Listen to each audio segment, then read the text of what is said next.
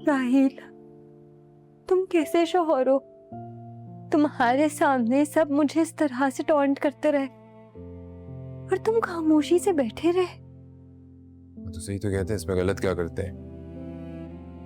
क्या? मुझे मजबूर मत करो मिनाल, फिर मैं कुछ बोल दूंगा तो तुम्हें बुरा लग जाएगा।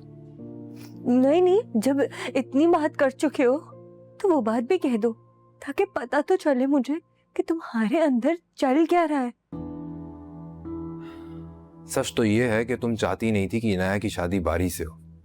अगर तुम चाहती तो बारी को जरूर मना लेती। अनाया ने तो मेरा जीना मुहाल करके रखा हुआ है। वो कुछ भी आके तुम लोगों से कहती है और तुम लोग यकीन कर लेते हो और फिर मुझसे इस तरह से बिहेव करते हो। पता नहीं तुम्हारे दिल में इनाया के लिए इतनी नफरत कहां से आ चुकी है, मैं नहीं जानता। वो भाई जो एक दूसरे के बगैर कभी पानी नहीं पिया करते थे, तुम्हारी वजह से उन दोनों के दरमियान इतनी दूरियां आ चुकी है कि तुम्हें कुछ आइडिया भी है इस चीज का। इतनी मुश्किलों से इनाया ने सारी चीजें ठीक की थी। मेरी बहन है, कुछ कहता नहीं, उसका मतलब ये नहीं कि मुझे कुछ दिखाई नहीं दे रहा है। सब समझता हूं मैं। क्या हो जाता अगर उन दोनों की शादी हो जाती तो? तुम्हारे दिल में इतना जहर भरा हुआ है मेरे लिए। सच कड़वा होता है मिनाल। मैं तो कभी सोच भी नहीं सकता था कि तुम्हारे दिल में इनाया के लिए इतनी जेलसी भरी होगी।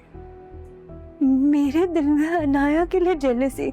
हाँ, मैंने खुद नोटिस किया है। तो वो मिनाल हुई नहीं जिससे मैंने पसंद किया था। तो